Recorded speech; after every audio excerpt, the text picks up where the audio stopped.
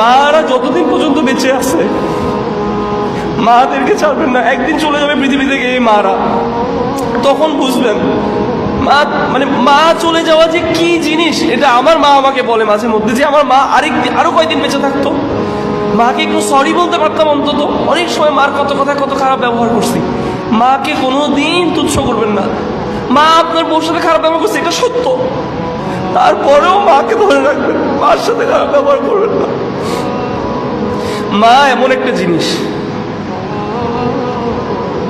মাকে সময় দিবেন, আলাদা করে সময় বের করবেন মায়ের জন্য।